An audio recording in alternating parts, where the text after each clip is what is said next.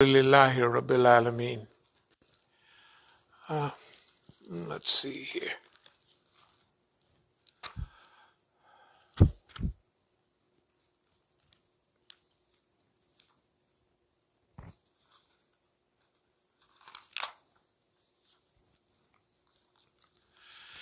In the name of Allah, most gracious, most merciful. Or do you think that you shall enter the gardens of bliss without such trials as came to those who passed away before you? They encountered suffering, adversity, and were so shaken in spirit that even the messenger and those of faith who were with him cried, "When will come the help of Allah?" Verily, the help of Allah is near. In many periods in history, peoples believing and non-believers, but especially the believers, this cry, Mata Nasrullah, when will Allah's help come? If we were to look at Palestine, Yemen, and they're not even, it is unbelievable that they're not moaning and groaning. No, they're talking, oh no, we're going to take care of this, we're going to do this. I said, man, it's remarkable. But there were historical periods when the believers cried out, Mata Nasrullah. And then Allah inna Nasrullahul Kareeb. Allah's help is always near. In fact, Allah is present. Allah is not unaware of what you're dealing with. But there's a word up here talking about adversity. They encountered suffering and adversity and were so shaken in spirit that even the messenger and those of faith who were with him cried, "When will come the help of Allah?" So adversity builds character. There's many footnotes and many statements, many ayats on adversity. And this word is used in the hadith. When Allah loves someone, He puts them in adversity. Because adversity polishes you up. It shines you up. It gets rid of all the dirt. I mean, it's like a real polish for the human being. It strengthens them. It elevates their courage. It almost makes them unaware of the circumstances that are really facing them because they deal with those challenges so well. It is though, now especially after they do it a long time, they get on their job and they be really, they almost be on automatic pilot, it seems like. If you look at the Palestinians, they look like they're on automatic pilot. They're suffering, and these Zionists are just unbelievable. On every level, no sewer treatment. The water is going right in there where they're going to get their water from. And they're just all the most unbelievable things that can be done to a people. They're doing it to them, and they're doing it publicly too. It's not a private matter. All those Uncle Tom Muslims and Arabs that are making friendship with the Zionists, they know what's happening. The Saudis, who are killing people and invading people and murdering people, they know what's going on. They understand. But the people are behaving very well. Around the Muslim world, there are some of the Muslims that are really acting out the prophetic period. What they're dealing with now, this is a prophetic era in the 2000s. What I mean is that era has passed. But the era of people practicing those who lead the way, As-Sabiqun, those who go out first, those who initiate the challenge. In fact, we talked about As-Sabiqun the other day. They get out and get the job done, and they do the job half the time before even anybody even know what they like the masked man or somebody. They come in, do the job, and then they gone. You know, they don't wait around for congratulations and everything. They go on to the next thing. Actually, that's what we're doing. I'm going to talk a little bit about that because the type of life we've been living as a movement is very unique in these modern times. There's one more ayat that we deal with all the time.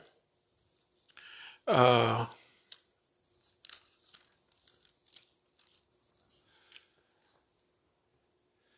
name of Allah, most gracious, most merciful.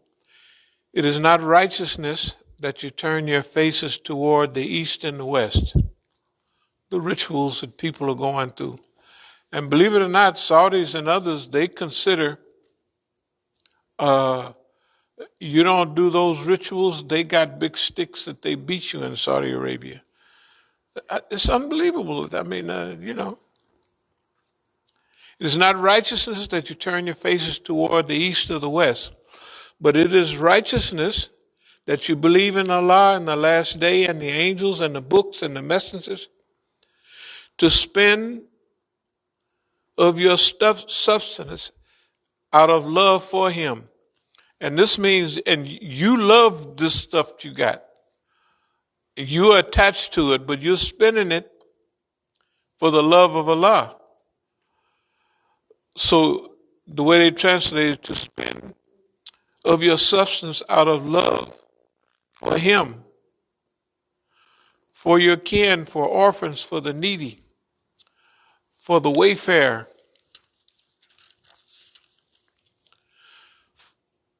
for those who ask, and for the ransom of slaves, to be steadfast in prayer and give zakat, to fulfill contracts which you have made, and to be firm and patient in pain and suffering and adversity.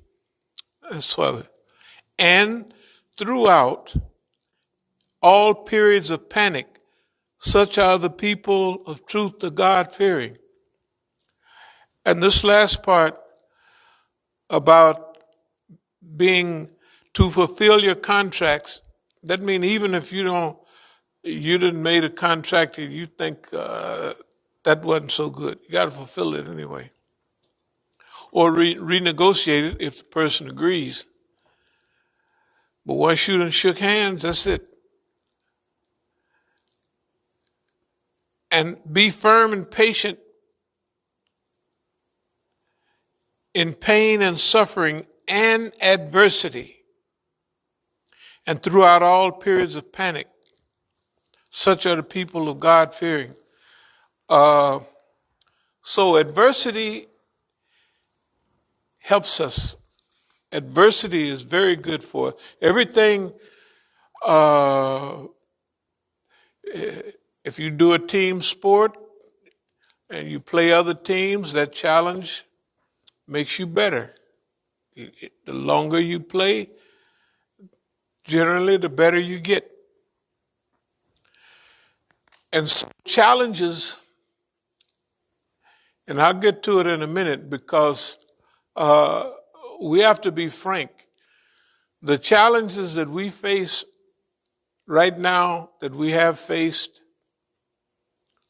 for decades and decades, but we had a date. It was when they had stole an accordion folder and such and such. That was 1986. So we wrote in that might be here. That was a big gift. That was big. Okay, it's 35 years ago. Yes, it's 35 years ago. But it hadn't just started then. It'd been going on a long time before that. But that's when we said, okay, we done already tried to do this, that, and other. Now we're going to really try to hit the evolution button with Allah's help.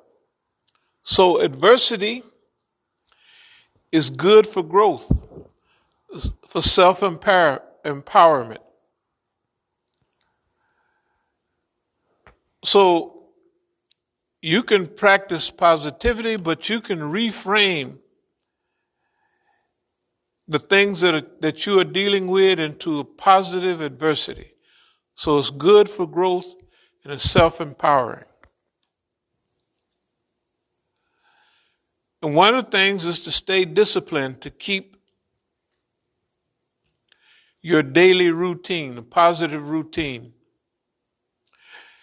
And that positive routine is nice because when you get out of your regular routine for a few days, if you've been doing it for decades, you can't be out of it for more than 2-3 days. But when you do it for about 3 days, you feel it. You got to get back. I call it positive addiction. You know, it's positive addiction. You have to do it. I mean, you just do it. It's not like some people to go run, they got to, oh, you got to go do it today. And oh, you got to. Now, I do that about 3 days out of the year, maybe. But the rest of the time, I'm standing at the door, like ready to run out and go out. And technically, things don't feel right. Even if you do a little, you go out and walk in the woods. Anything, just go out, get that fresh air. It's a routine. You have to do some of it on a regular basis. And there are times when you have big programs in hotels, you can slip down to the gym in the mornings, and you can, sometimes you might be able to zip around and go swimming if it's kind of private, like some of them big hotels have a swimming pool way upstairs. And I know sometimes at those programs, when Sakina was about 2 or something, we'd take her swimming. Yeah, I mean, stuff like that. That just because there's nobody up there. But you gotta. No, you don't have to. These are blessings from Allah. That's what they are. Could you turn the heat off just for a minute? It helps you to stay focused on goals, purposes, and you're able to visualize success. That means you're able to actually see it.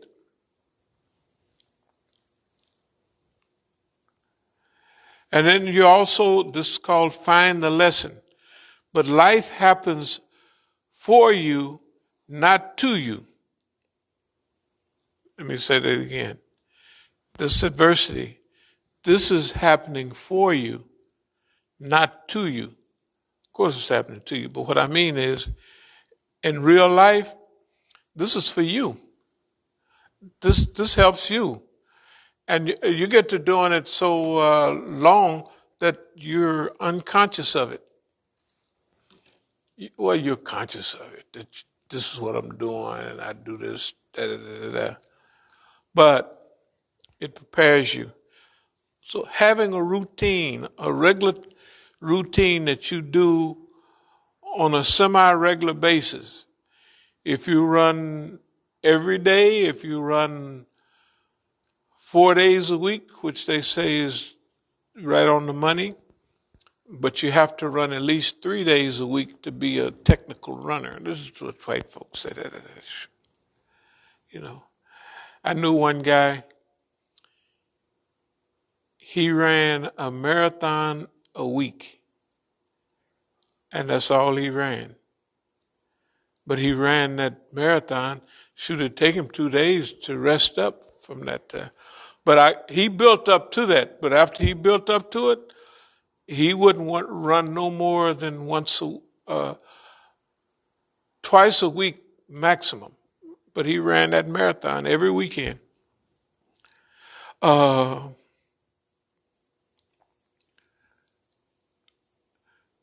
Like work your skills. This type of there's always room for improvement, and also be prepared for the future. Help prepare a positive, healthy, balanced future. As the white man say, get inspired, stay inspired. Positive reading, Quran, Hadith, positive expectations. And if you get a crew, if you do this with a crew, it's even better. Because even if you get addicted to working out, which I like working out by myself now, especially when I don't do hardly that much, but it ain't much to me, but it's actually a little bit. When you get a certain age, as long as you get out and do it, you're on a roll.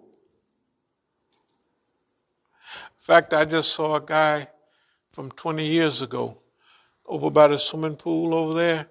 He said, hey. He was getting out of the car going into a gym. They got a little gym over there. You know where the swimming pool is over there? Okay, there's on Ridge Road, I think that's Ridge. Ridge yeah. There's a running trail over there. There's all kind of stuff. Basketball courts. There's a football thing where sometimes you see. Yeah. I go over there and park right by the swimming pool, and I walk down the hill, run up the hill, walk down the hill, and I do a few. It's fine.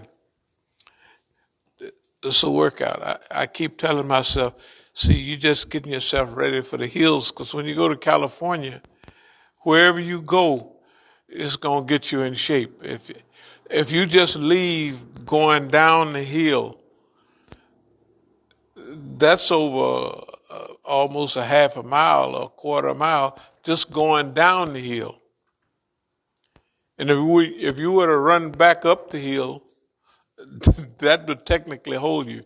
But that was, man, when you think about what we used to do, 8 and 10 miles a day with heavy weights, sweat bag on, full of sweat. When I used to finish, I would lean over and pull my thing up like this, and a whole quart of liquid would come out every time.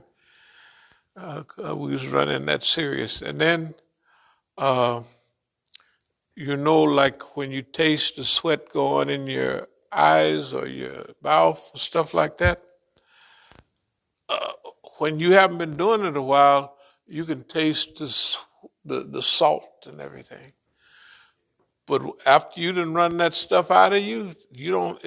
That stuff is, even the stuff that you're carrying along in that bag. It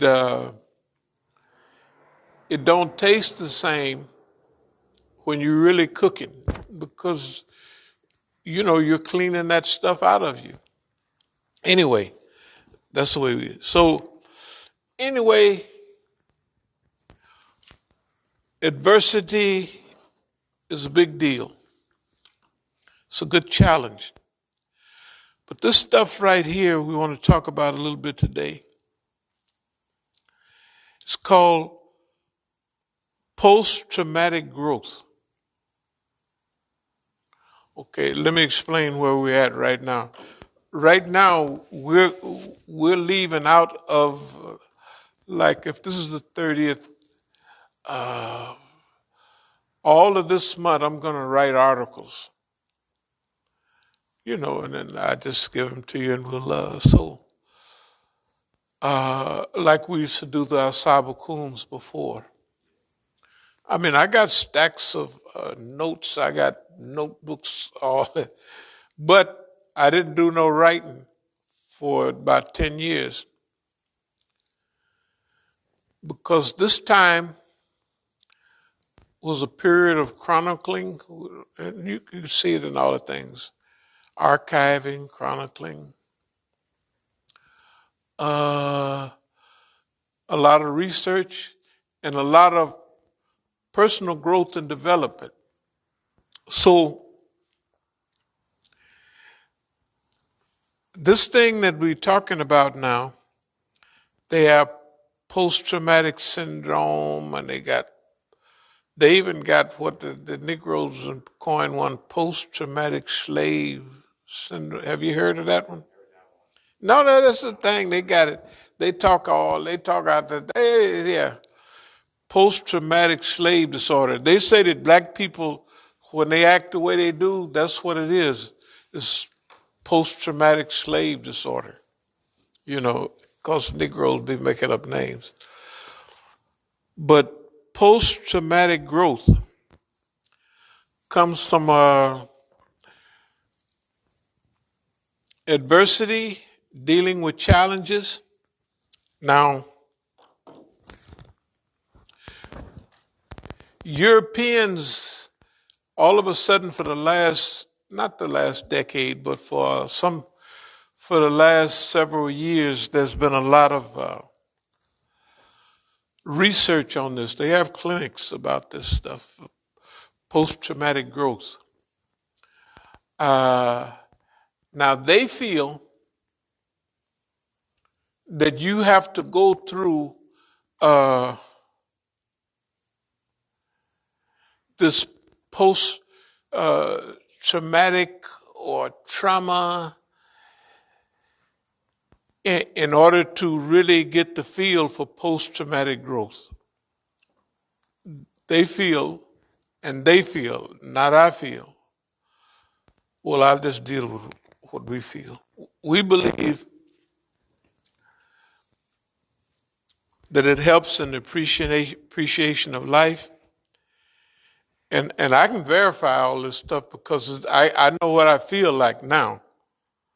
I know what everybody else was looking at what's been happening over the last, let's call it the last decade, but especially in the last 8 years or so. That's why we decided this is something that we induced. Now, the clinics and what have you, they study it to help people go through this process and understand the process and evolve out of the process, and they have certain ideas about it. But see, ours was not something that we went through and we were not aware of what we're doing, and we induced most of it. See, we induced, you could say almost all of it. Yeah, we induced this.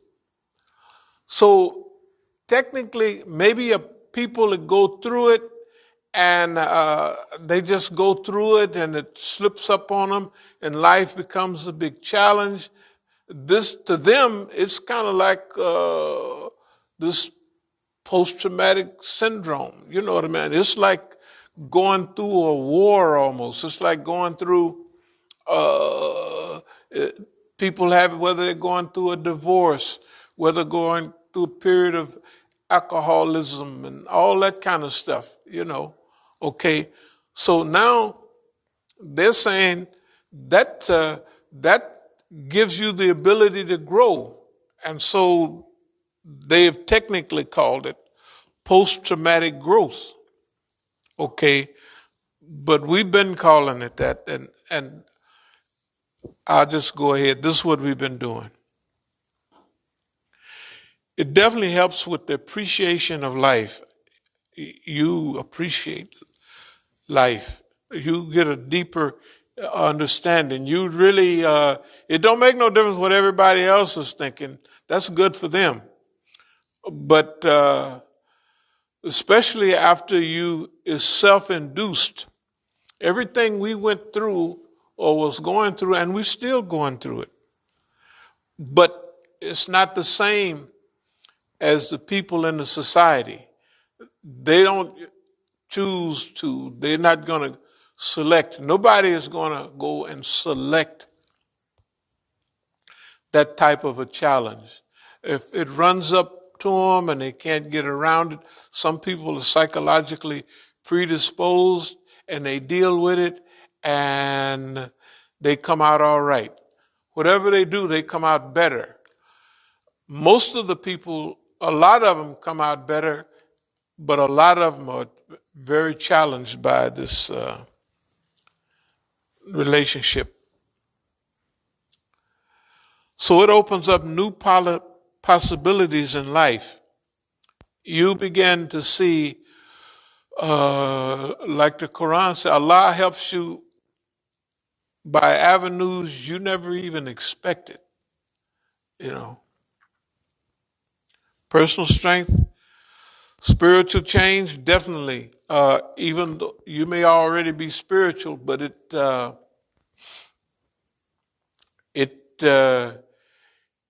increases, it stabilizes, it normalizes your iman to where what you're dealing with is normal for you. That's all the way it's normal for you. And other people got their own levels, but it's normal. I mean, and Europeans, when they write about it, it's to them, post-traumatic growth means you went through a trauma. It's not a trauma. If you analyze and visualize the stuff that we've been dealing with for really 50 years, but actually a little longer than that, but just the last 10 years, people would crack up, right? If you go out and start your car and it won't start, that's all right with one car, but not 10 or 20 cars, or every car you get, eventually you're going to, right? And you already know, or you send it to get fixed and the car gets fixed and the guy that fixing it got it last ready so it'll start one time. Or it'll start enough for you to get it here. And a lot of people, they can't handle that stuff. And then like physical attacks and all of that stuff and governmental presence in everything you do, they don't like that.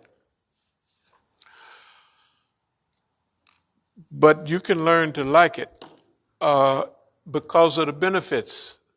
Okay, there are huge benefits.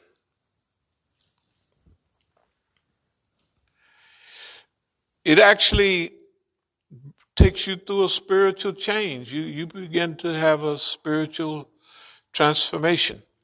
No matter where you was already, you go through a spiritual transformation, evolution, or whatever. That is what happened. Okay.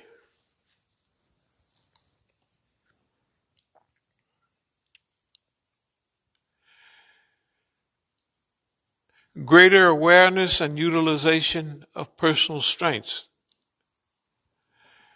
And you do it without, it ain't no big deal. You do it almost just taking it easy almost.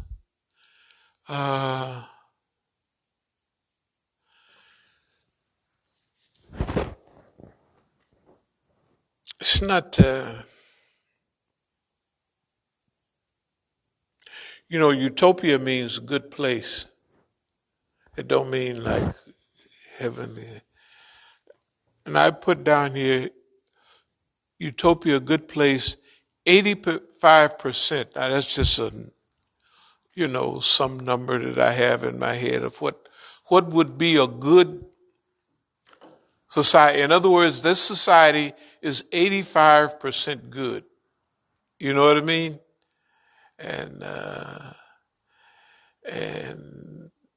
only a few percent questionable, and only a few percent like bad. But 85% is good. In America, if you look at America, you would probably see that it's somewhere. Just say 30% good. I mean, it's way down there. And then for the people that it's good, they're not happy with it. And the people that are trying to be happy, they don't have the wherewithal, or they don't have the money, they don't have the bills, especially now. It's not 50 years, 40 years ago, all that, when you could work, when the father could work one job and hook up everybody in the family. And now, can you imagine people have two? I've heard of people having three jobs. I don't know if they really do, but I've heard of it. And two jobs, and two low-paying jobs too. Anyway, see, a lot of this goes along with what are you going to take? What are you going to put up with? What's your level of contentment? And how much are you willing to strive and sacrifice for contentment? You normalize contentment.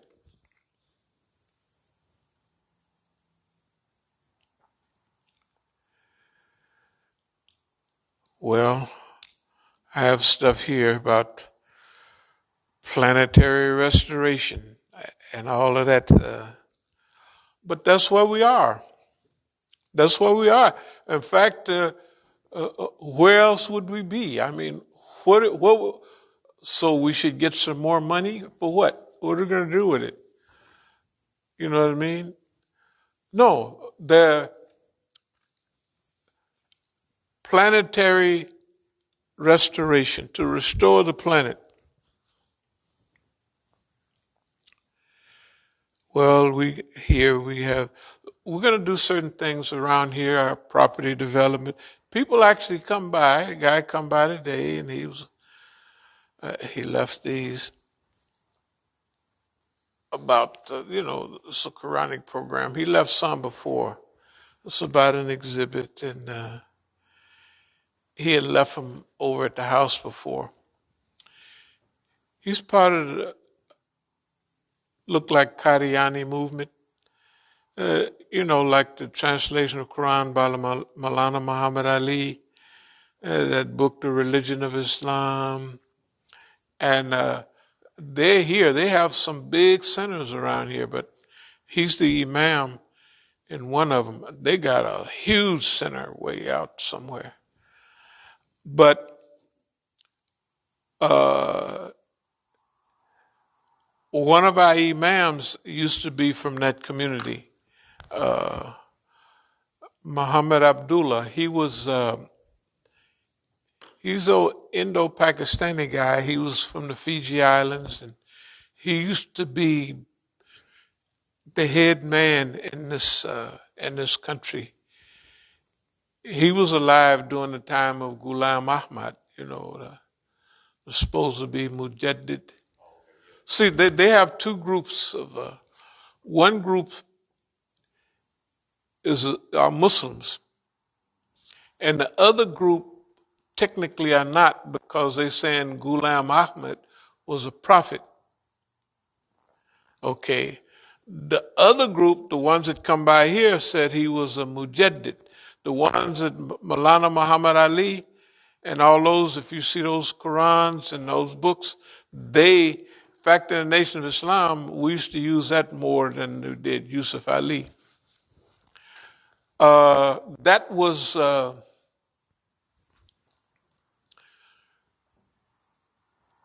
one group that says as Ghulam Ahmad was a prophet, then that means that they're out. But the group that says he was a Mujaddid, and that's the group that was by here. But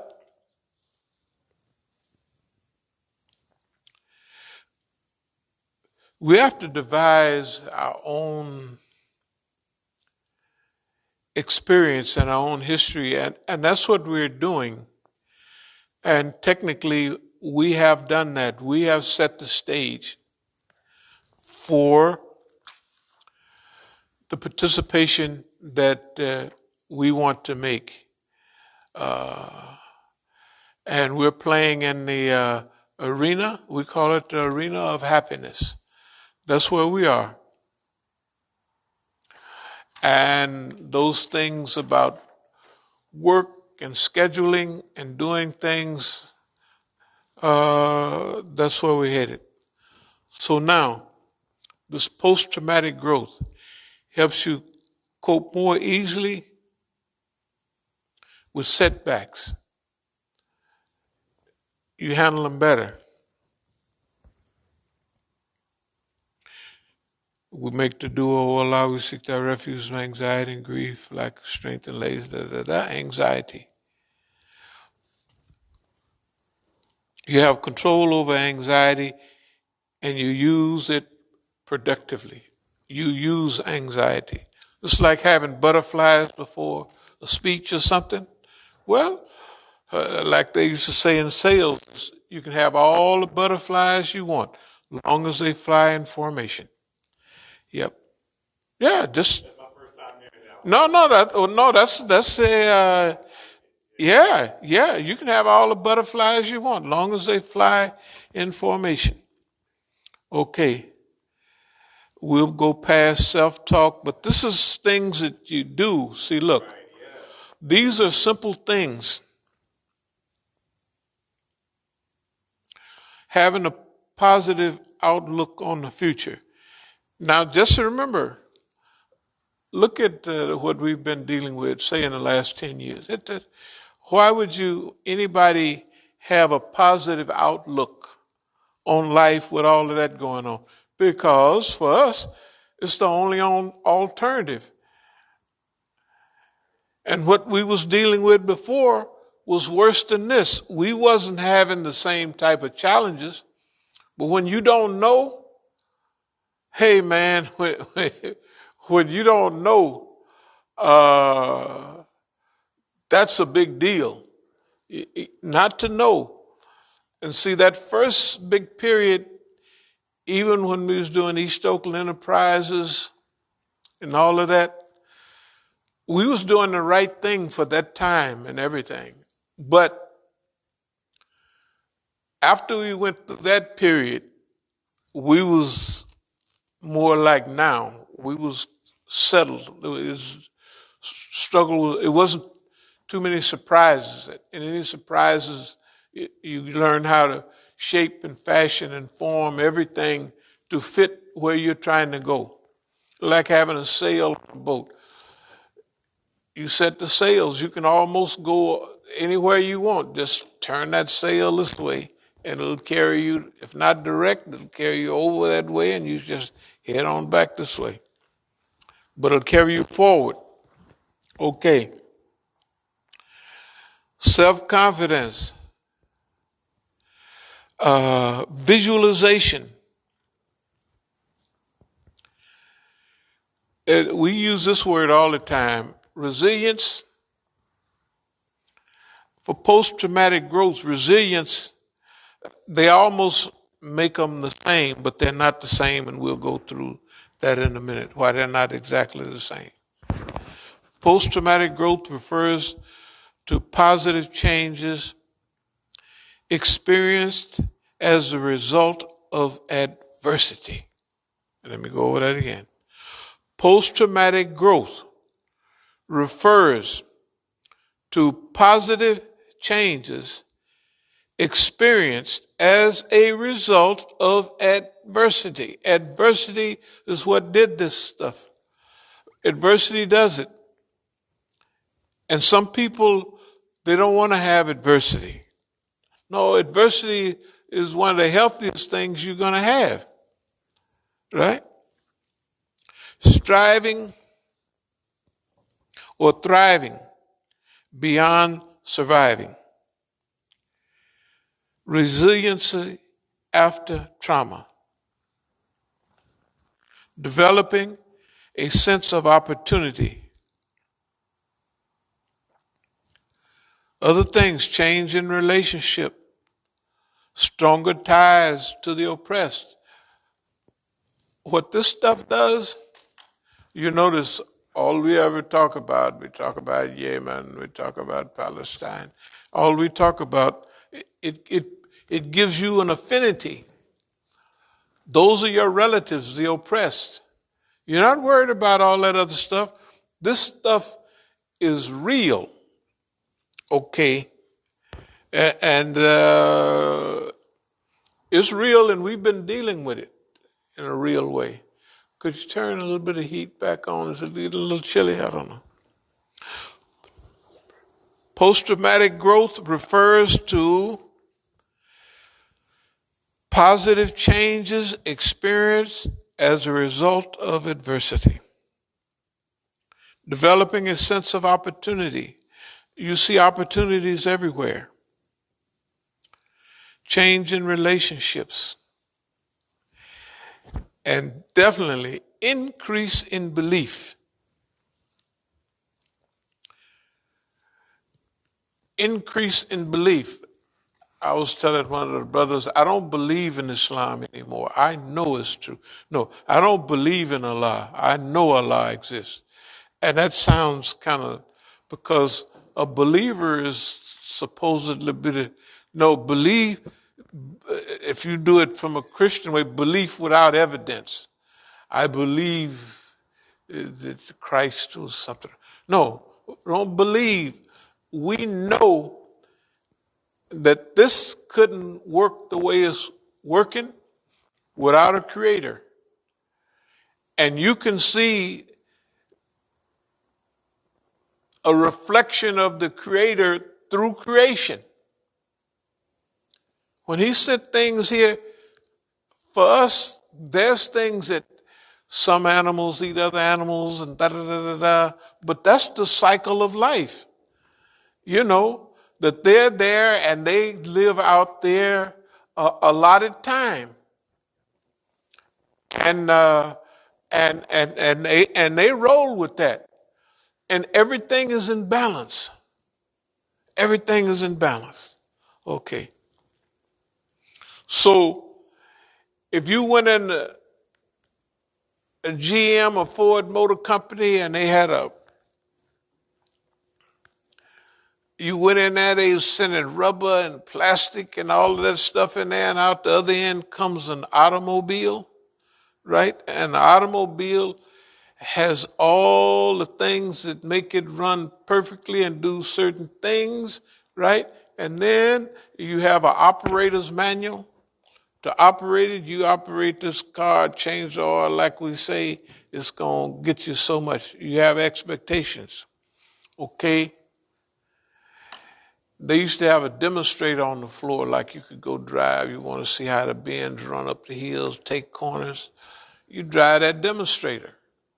You know, the guy, of course, riding with you, but this is a demonstrator to show you how this, okay. So Allah subhanahu wa ta'ala created us, and he gave us a book, hidayah, and a demonstrator. This is how this runs. This is how it operates. You want to get the best use out of life?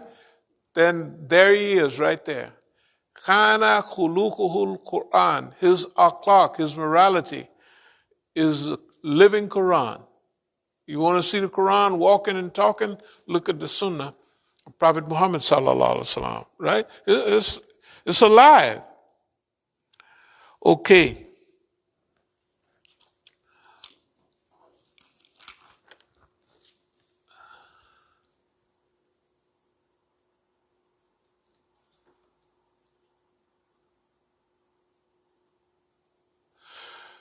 Okay. Resilience is a process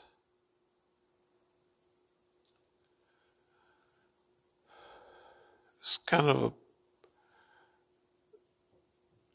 helps you endure personal life crisis, what have you. But post-traumatic growth is the positive changes that occur during and after the crisis has passed. Okay, there's resilience over here. This is going to help you a little bit. But post-traumatic growth is the positive changes that occur during or after the crisis has passed. So during the process, you're evolving just for us, things like the physical assault. They had their money in their bank. You assault that man, and he's going to operate because that's the way them niggas is. They had it down. Look what happened with Imam Jamil. They say Imam Jamil, I know he didn't do it. They said they shot a guy down there just for something or other, you know. And so they figured them niggas is alike. And then the people around will tell boss man, that guy, all you got to do is do da-da-da-da-da, and he'll lose it. He'll fall into, okay. Well, see, that's not true. It's not true at all. Because in expectation, if you already know that they've been using black people to fight and kill each other for decades, that you know that's one of the options. And then people that are not tough or anything like that, they're like more like clowns. They are technically clowns. They look like clowns, they talk like clowns, they sound like clowns, they are clowns. Okay, so it's supposed to be an insult. And you're big so-and-so, and from what they looked at and measured, when that guy was that, he wouldn't take that. He wouldn't even, he caught somebody that's thinking like that, he would. So that's what they're going off of. They leave out evolution and growth. So you scratch a nigga long enough and he's going to do this. Scratch a nigga long enough and he's going to chase one of them cutie pies. Well, they was scratching for 20 or 30. There's no Negro Imam ever did 15 years of celibacy with no sweat, not even, no nervous breakdown or nothing. He just was working, busy. He didn't want to be bothered because maybe they did enough of that before, whatever. But they were thinking, we run a few of them tenders through here, and that's gonna, and no, you better figure out something else. Therefore, when they send them through, you're doing a scientific study, a research, just like we talk here. We're researching them, and they do what the research says. That's all they can do. In fact, now, as we move ahead, they move back. We used to refer to them or that as high school Negroes. Now, elementary school Negroes. Why? Because when we look at them, that's what we think of, almost like children. Yeah, they're children. They look like children. They act like children. You was giving them a break before. You referred to them as high school Negroes, which is not very far. But now, that whole crew, look, it reminds you of children. Because where they're at, their growth. They haven't moved one smidget. They have not evolved. They don't grow. Boss man gave them a script, and that's what they read from. Okay, if they turn their life over to an idiot, then they're going to get idiocracy, if there's such a thing. Post-traumatic growth takes on several forms in 5 different areas. These changes involve different states of growth. developing a sense of opportunity. Like you see opportunity everywhere. Having a change or a chance, change in relationship with others. You can work with all kind of people, and no matter who they are, you hope for their betterment. You just do it. Ain't nothing. You don't say, "Yeah, you's a good nigga, boy." Act like no. This is normal. It's absolutely normal. You see, here's the thing. People, I hope they start trying. They don't realize all of this stuff is within everybody's reach. They just have to do it. It's there. It's there. It's possible. And if you leave it to us, we're going to make it look easy, like a vacation. That's what it looks like to me. That's the way it's just a vacation.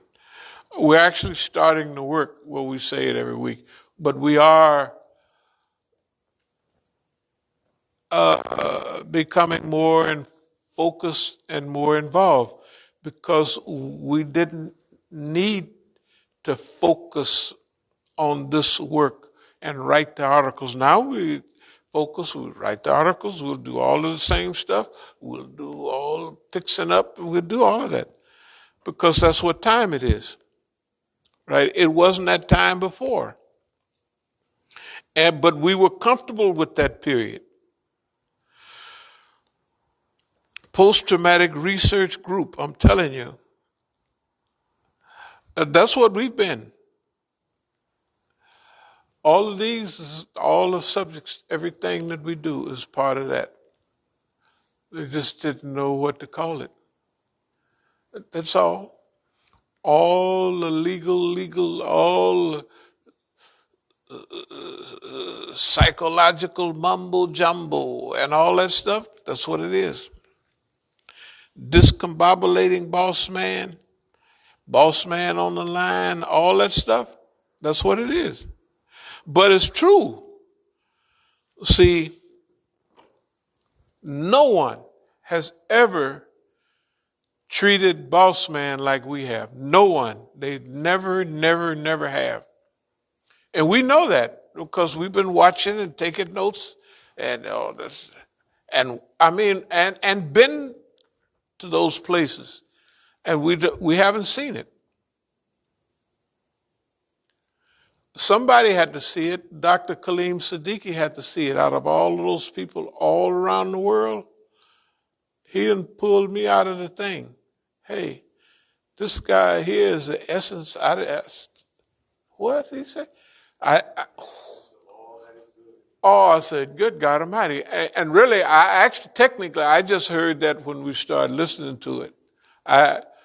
But that has to be the way he felt. He had to study. He was studying. He's not, you ever read some of the books he wrote? That man was brilliant. He had to have, he had to see something. He didn't see it in others.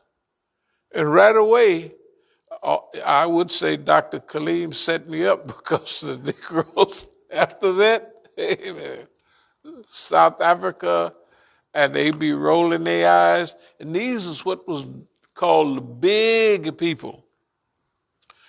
Very rich, the richest people over there.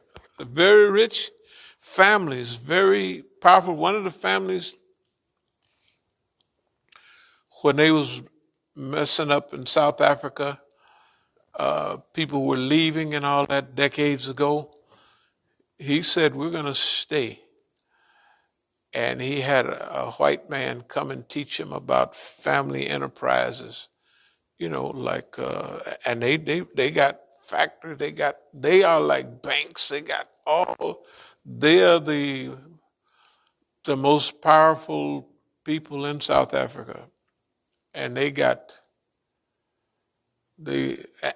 do a lot of charity work too, a whole lot. But there's a lot of things missing. A lot of things missing. Things that are common to me.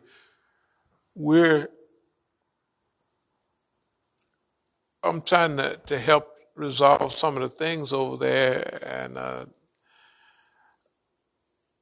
there's one of our groups that were at the right idea, PAGIT, People Against Gangsters and Drugs, and they got started. They was really doing a good job, and they wanted the money because look at South Africa now. They wanted to stop it before it got.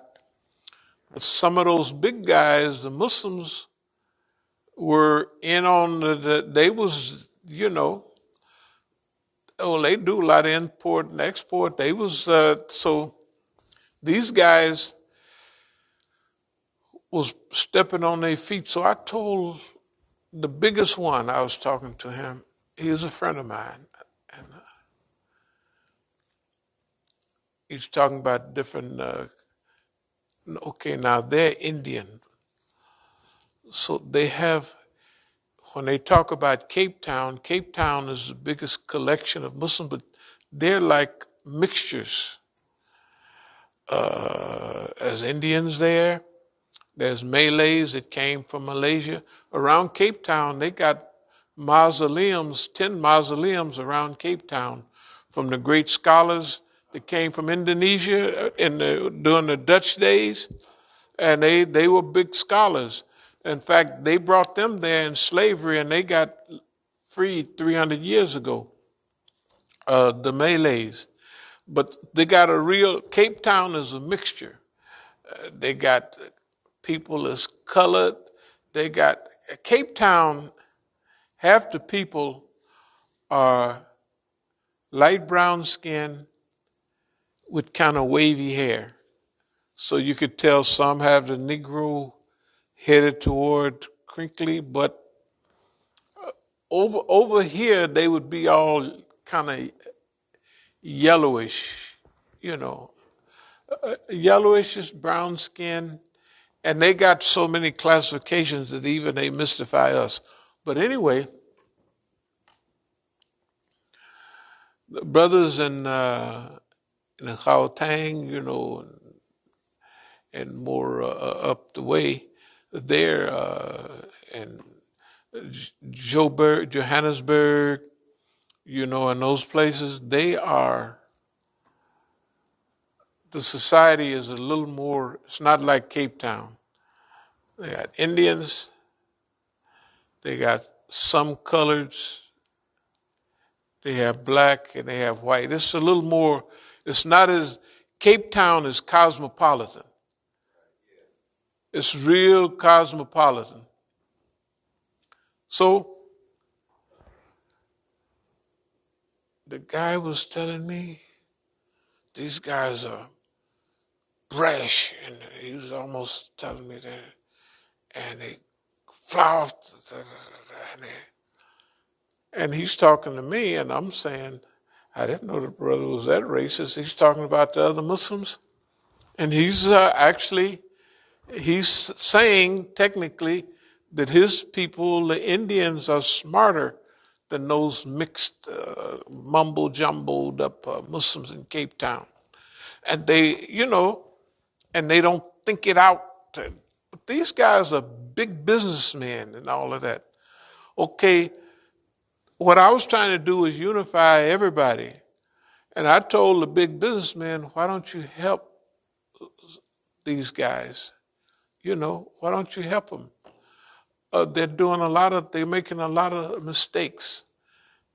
And if you don't help them, they're gonna, they reminded me, in fact, in 98, I was there, and it reminded me of 1968.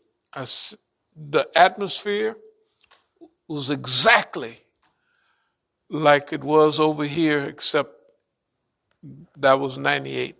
I went to 3 courtrooms, and they had all the brothers on trial. You know the way all the brothers on trial, all the brothers, these bombings are going on. Anyway, I want to go on through that and stay with this. But the idea is that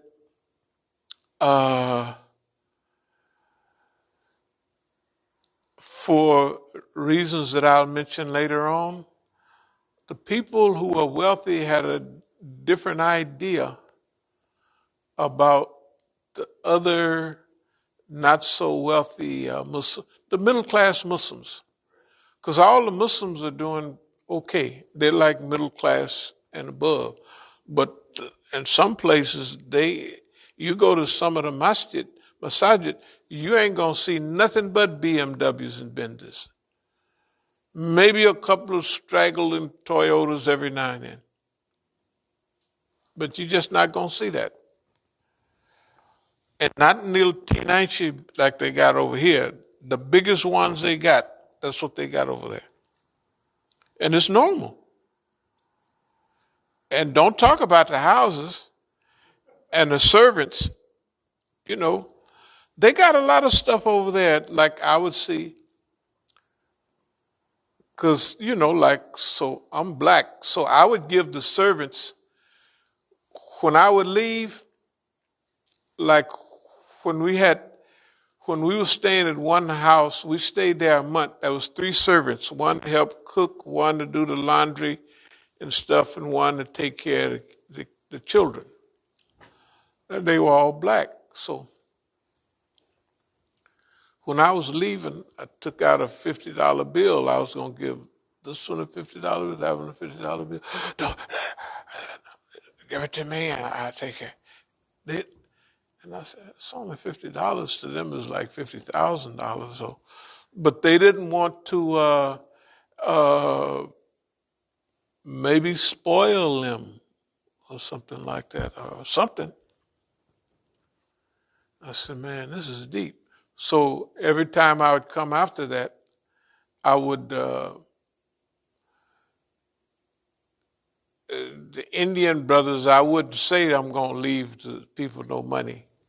So what I would do, I would leave them money every time because they would be washing their clothes. They would be, and I wanted to let them know that, hey, I'm just doing this with these guys. We right there with you. And them people would wave when they would see me. When I'd come back, they'd be to move somewhere else. And all them people, they would be robbing. They would have their relatives. They would tell them, they got this in that house, they got that in that house. And the brothers was wondering why they was getting beat and robbed so much. So, you're not giving them any, you got plenty of money, just give them more money. Yeah, you have to. They didn't get that. They liked what they had and they wasn't, in fact, like right for the last 10, 12 years, they've been wishing they would have kept apartheid.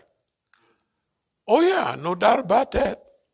In fact, they was on that within a couple of years after apartheid.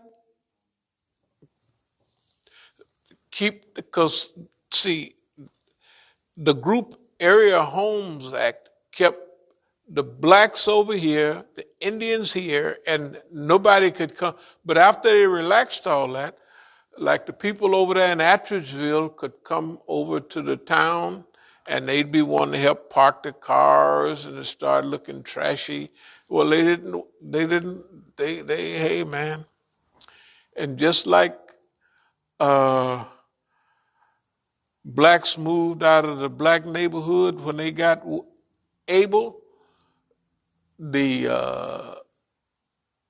rich Indians moved out of the rich Indian neighborhood, right? And moved into the white neighborhood, which became Indian neighborhood pretty quick. All that dumb stuff. Anyway, let me get back to post-traumatic research group. Post-traumatic growth has a certain type of conceptual foundation. Post-traumatic growth happens when you are able to transform trauma and use adversity to your advantage. Let me go over that again.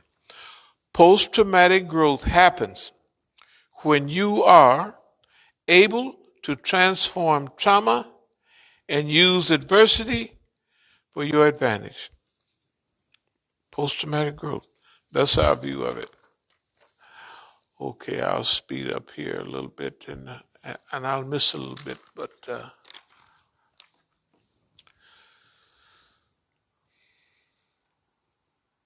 you have to experience post-traumatic stress before you can experience post-traumatic growth. Okay. Part of what they say is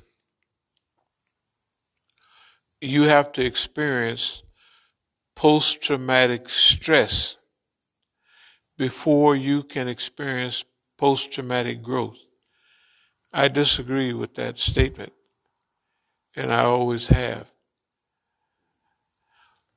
Because for the common research in people, they don't look forward to post-traumatic, they don't look forward to it. We initiate it. Like, I know one thing, I know that you could tell that a lot of the stuff that we've done here, we have initiated it. We've kicked it off. And we've dealt with it without, it's not stressful. It's what we wanted to do in order to get what we needed out of it so we can develop the type of environment that we want to develop. That's what we're doing. That's what we've done already. We've already done that. And now we have the environment that we have now. And I believe we're ready to kick off into something. Well, we are. We're going to do what we got to do, no matter what they do. Okay, now we have given them many chances. And it sounds funny, you didn't give the go. Well, we've given them chances because they need help. They need help, and they don't know it. They need help bad. And not the Zionists, but the Americans. The Americans are running around with chicken with the head cut off. They don't know. Do you see? Have you watched the news sometime? Yeah. People is crazy. Hey man, they need help. And they're not, nothing is functioning right. Nothing is functioning right. And they headed for the hill, and we trying to say, hold it, we can pull a few zillion of them back if you want, but don't take them all over the cliff with you. And if you let us handle it, we'll keep everybody from going off the cliff, but we're going to do it our way, not your way. This is something they don't, look, buddy, I'm sorry, you're not qualified. That's hard for boss man to get in. Nigga, you telling us we're not? No, you're not qualified. You already proved it. You're not qualified to fight wars. All you do is kill people for nothing, and nothing comes of it. And you stand there in front of the people telling the world you're a peacemaker and act like they're too stupid to know that you're the biggest warmonger in the world. You just got all the power. And you think they're not waiting for you to, you don't think that they're clapping every time you stump your toe, right? And all that. You don't think they're happy? It's insanity. They're happy as they can be. And okay, we're willing to do our part, but we ain't chasing nobody anymore. Come on, boss man, let us help. You just don't, that's too bad. You have to experience post-traumatic stress before you can experience post-traumatic growth. I don't believe that. We have been involved in this growth process all along. And we haven't been stressed out. Other people are stressed out when they watch it because they think we ought to act a certain way. We say, oh no, I ain't doing that. And it really does. It produces more love and compassion. It does. It's just insanity. In order to be classed as PTG, the person would have had to experience symptoms of PTSD. Again, no, we don't believe that. Their clinics show that there are people, if you haven't had PTSD, you can't experience positive growth, all that, whatever that is. Can't do it. Bull crap. We're doing it right now in front of everybody. Yeah, that's what we're doing. Everything that we talk about, we're doing it. Without the negative fallacies. That's right. So the people should try to investigate the processes that we have used. They won't do it. They won't do it. They'll investigate anything but us. Can anyone grow from trauma? Yes. When things are taken away and we become resourceful, we may see how rich our lives really are. They begin to take stuff away. Like, probably people would think that they didn't cut off this, they didn't cut off that, nobody's living in the property. No, it's none of that. And I should be, we got to do this. Absolutely not. They got to understand that this is a different time. And we already know what we're going to do. And we'll do that with Allah's help. Okay, we'll move toward a post-strategic growth. Is it not?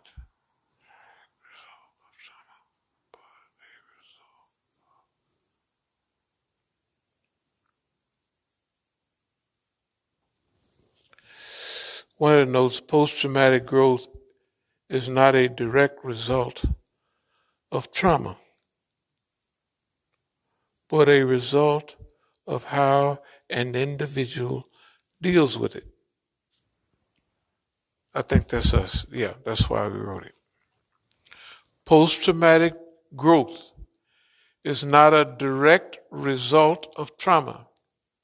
We don't consider, other people consider what we've been dealing with for decades as traumatic. We don't consider it traumatic. We don't act like it. I hope I don't act like this is traumatic. Things are just like I'm acting like, that's the way I feel. I hope I'm acting like I feel. Okay.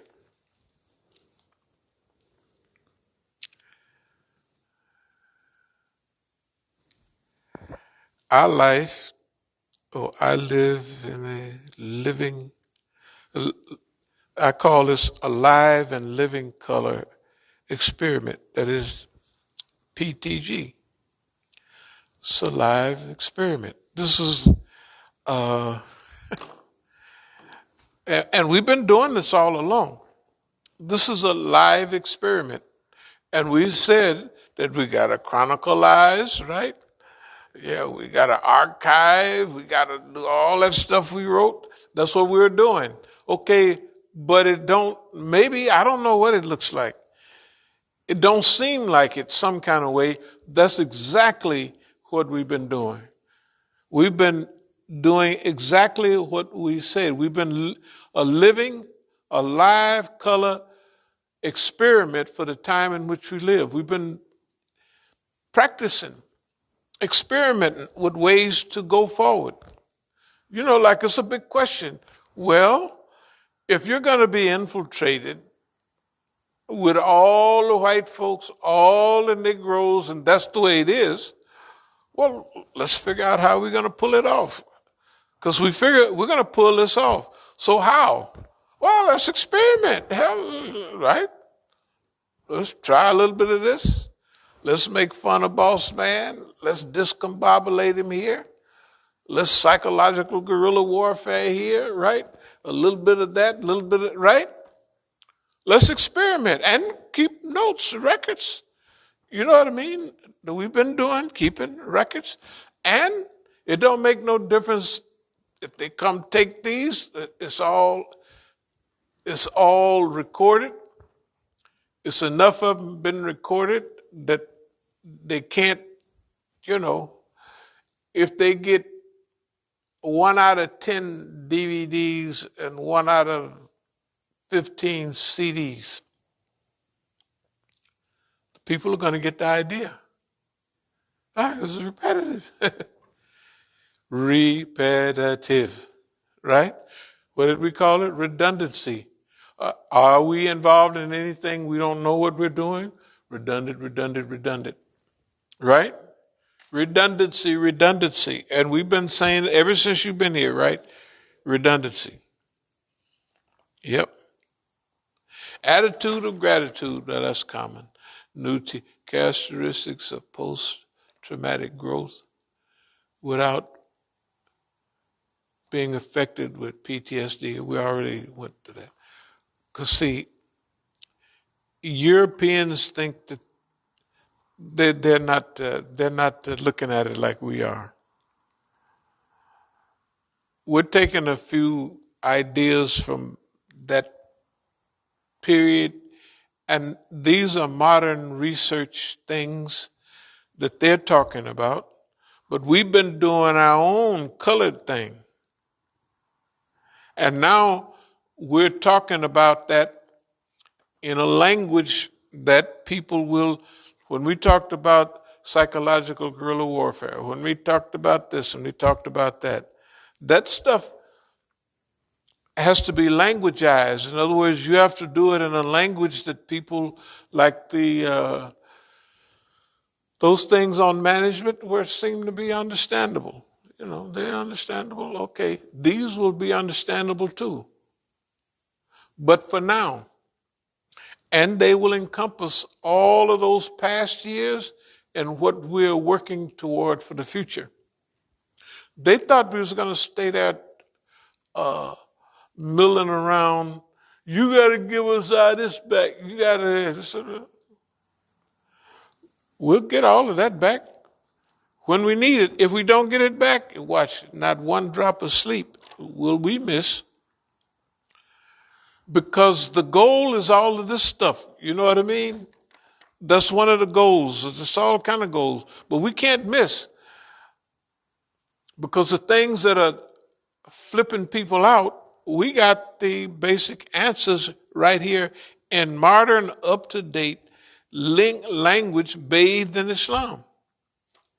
And bathed in Islamic experience. And pre-planned Islam, it didn't slip up on us. This stuff has been all over. We've been working on it all the time. Okay? So that means we're familiar with what we're doing. It don't make no difference. And that's our goal, is to, can you imagine that you got a crew that are like just maligned, just killed when they want to be killed, just kill them, just run them crazy, throw them in prison for anything, and have it so they just volunteer to go to prison. They the volunteers, 94% of them, the cases they get, they don't go to court and try to win it. They just go, they're just conditioned. Okay. That's in our favor. No matter what we talk, we use in a language that make them think we Kingfish and Amos and Andy. Psychological mumbo jumbo. We're going to do white man on the line. We're going to do, it's superior than anything they've dealt with. It's superior. And it's clearly is superior. And this is a different time. See, when he's in a decline, we're on the ascendancy. No matter what happened, we're going up on the ascendancy. And if we just stay right here like this, doing this for the next 10 years, pretty soon, boss man will be right outside. Because he's coming down. He's coming down so fast that now It's a threat to our future because wait a minute. Slow down, boss man. We want a little time to put this stuff together. Don't come crashing down on, but boss man, look, hey man, he looks like, hey man, he's jumping. He's crashing. Okay. Okay, we're going to write articles and do certain things. This period in writing will be like before we leave, we'll try to do maybe just 4 articles, and we'll take some of them with us and pass them out there. But Hidayah for modern times, different response to trauma. Why do some people grow from trauma while others are crushed by it? Why do some people grow from trauma while others are just ran over by it? I think it's how they look at it and what they've been through.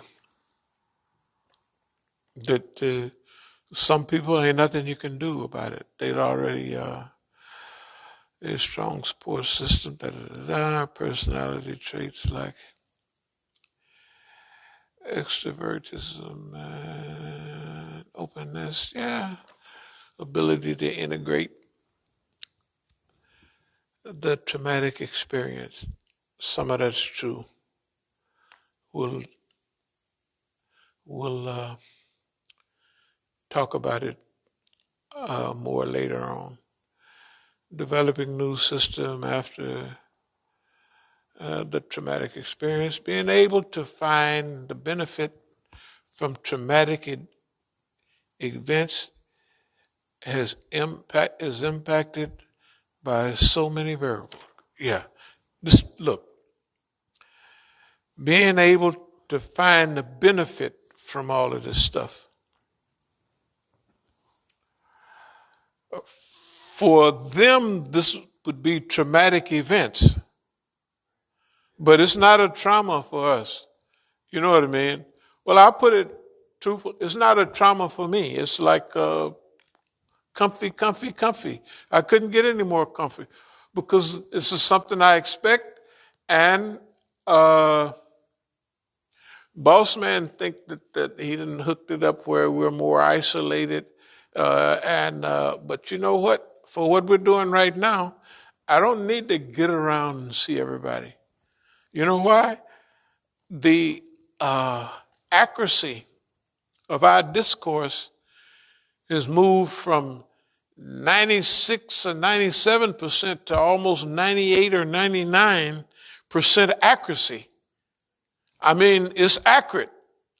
So if you're not accurate, that means you out of touch. You know, you're losing the feel for, well, if you ain't losing the feel for nothing, you know what I mean? Like, hey, something's going on. So I'll move toward a 2 tracks. Da-da-da-da. More action cause. Yeah. Make it a game. Controlled trauma. That's what we've been dealing. That's what other people would call it, but it's not traumatic for us. Write the result of our 10-year experimentation. Yeah. That's what I just said we was going to use as a means of optimism trait. Optimism is a trait that if you got it, you're going to be all right. There's no doubt about it. If that's a trait, I remember when I was in the hospital and couldn't say nothing. I just look at Ayub, I'd say, optimism! Couldn't say nothing else. Hell, I didn't know nothing else. he was looking at me, he said, this poor guy. You know, the police came by, the sergeant and others, and I was just getting out for a walk in the morning, and I would just, barely, getting my legs back, and I would just walk up to the corner up there, see B Street, and walk back. That was a while, and I come out on the second or third day. The sergeant, he brought the lady with him that was from Kenya. And he looked at my head with all them stitches in it, and probably I was looking like a fool, you know.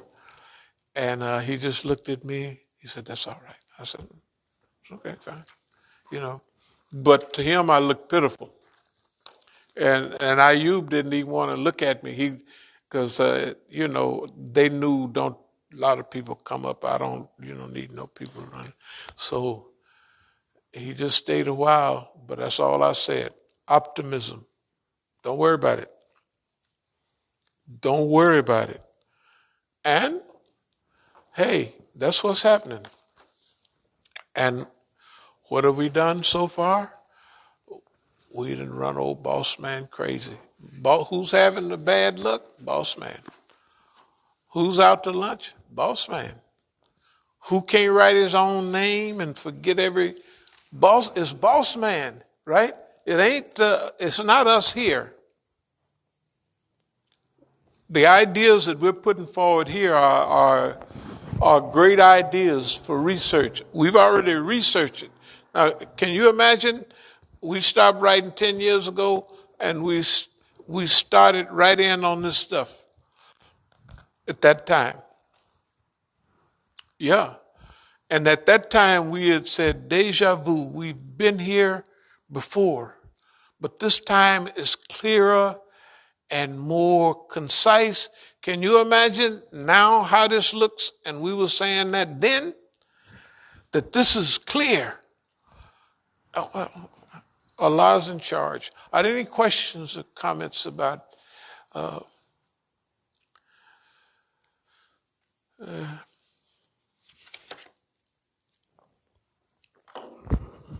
these post-traumatic events?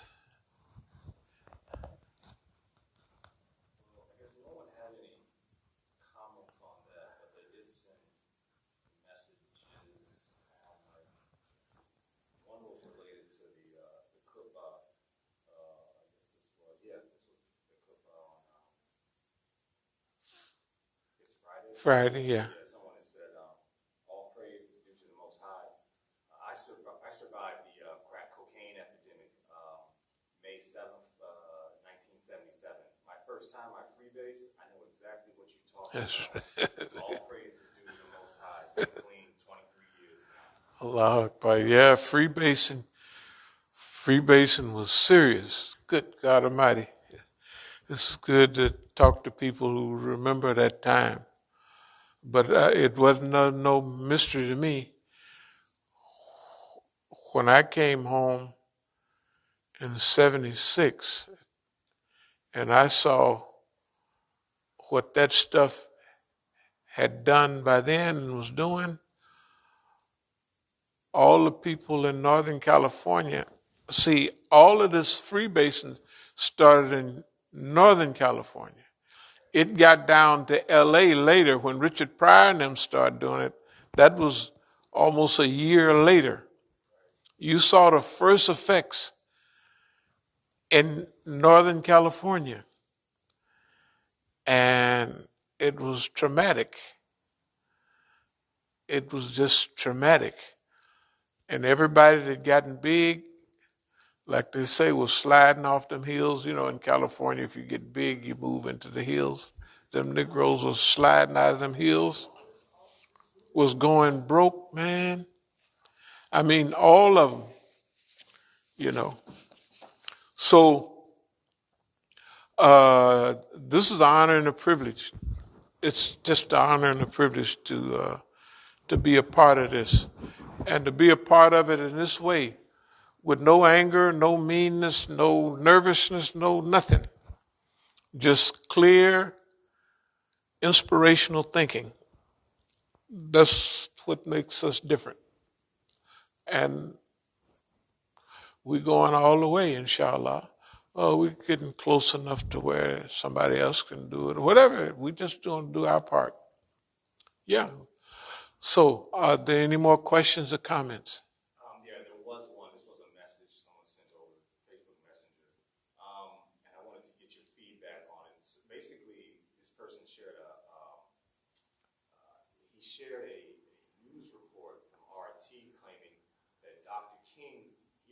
killed by the bullet. He got killed by the doctor at the hospital. Right. Have you heard anything like that before? Is that something new? No, and okay. See, it was too many people there. It was too many people there. Of course, I wasn't there, but the people was there, and it was shenanigans going on. Because next thing, Jesse Jackson pop up with the bloody shirt and everything, and stuff like that. But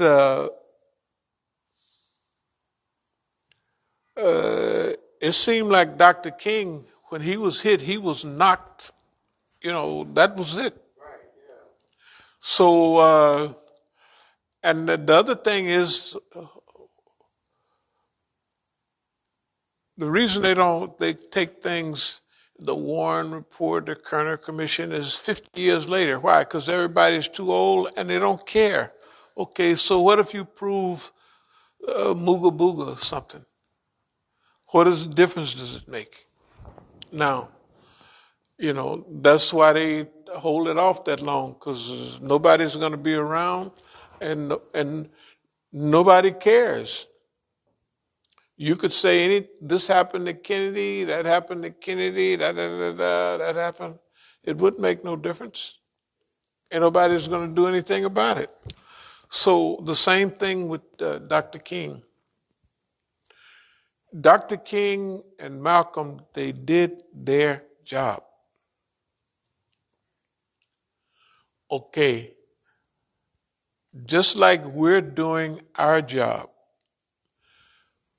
When it's time to go back to California, I get ready to go because I know it's time to go. That's like I know it's time to go now, so I'm going. That makes no difference what they do. I could walk, I could thumb, I could catch it. It don't make no difference, but I'm going to go. As soon as I write those things, I'm going to go. I don't care if they do this, if they do that, The place where the movement was in 1965, we don't say if Malcolm was to live, Malcolm would have been just like Dr. King, brokenhearted with the Negro. And they had totally Negroized everything. Dr. King's own crew, Andy Young and all of them, was mad at him because he was saying the war in Vietnam was bad, right? Which is correct. Shoot, Martin Luther King started outgrowing them. But he was himself brokenhearted by the environment. He didn't feel like he was connecting, and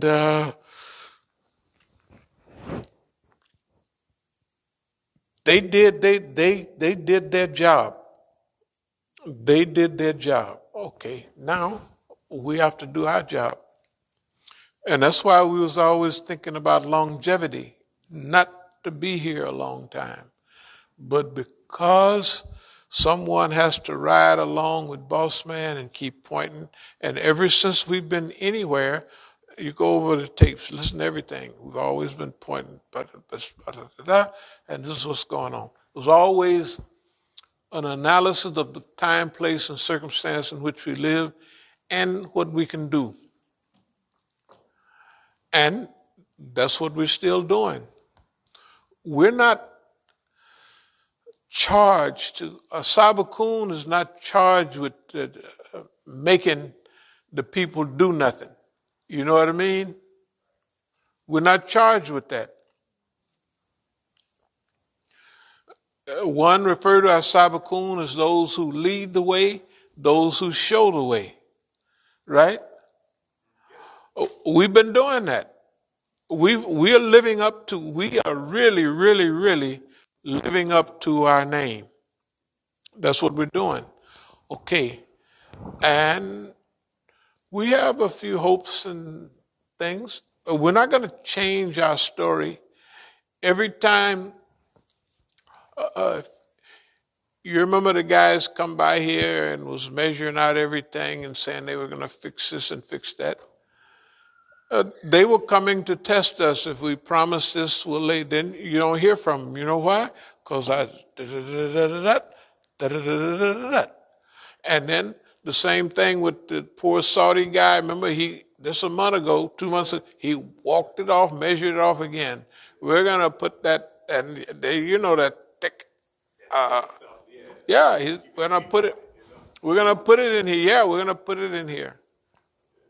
Well, so the next 2 times I rolled on Saudi Arabia, extra, if you remember, to make sure that they understand that you can do anything you want, or you can promise the world, but you're who you are, and we're not going to change that. You're a bunch of crooks and bums. The same thing with the Negroes up in New York. They used to come in and sit down and get a idea of what we're talking about. This was years ago, but all the time they was doing it. So when one would come in, I just light them up, and I'd light into their boss, who they love. They'd get up and walk on away. A couple of times people did it in here semi-recently. They can't stand no more. They get up and they go. I picked up on that a few years ago. Yeah, look, you can see who, well, actually, by the way they carry themselves, by the way. So you feel around, you're going to hit who they with. If you ain't never seen them, all you got to do is, and pretty soon, you're going to hit. That's who they with. You're going to hit the line. They're going to get up and get on out of here. And that's what they got to stop playing with. This is not nothing to play with. They can do whatever they want. And I'm sorry. I'm not going to put up with a lot and brought us this far with all this stuff and this crazy society. So that's why I say I know Allah is God. I'm not, it's a little stronger than belief. Like I know there's a God, and I know that is God because da-da-da-da-da-da. I already know that. So anybody else they can say what they want. It don't make me no difference. And I'm not going to do any, they can bring, I don't care what they got. Personally, and I close with this, I have never been this happy in my life, not even close. I ain't never been this contented I haven't been this way. And I done always had the exact thing that everybody talk about. In Jahiliyyah, you've seen all the pictures. I had everything. I had tripled the Negro share, at least tripled, the big Negroes. And I was trying to help everybody else because I done already got I already know what it is. It basically ain't nothing.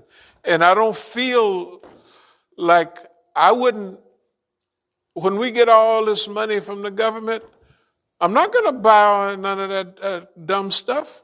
I'm going to do just like where we will. I get a contract. I said, boss man, I'm going to buy a 10-year-old Volvo and the other one, maybe, I might even get one 5 years old. And I just want you to sign a contract that it'll run normally, That's just having fun, but I don't care what it do, because I'll just walk. Anyway, aqulu qawli hadha wa astaghfirullah li wa lakum. Okay.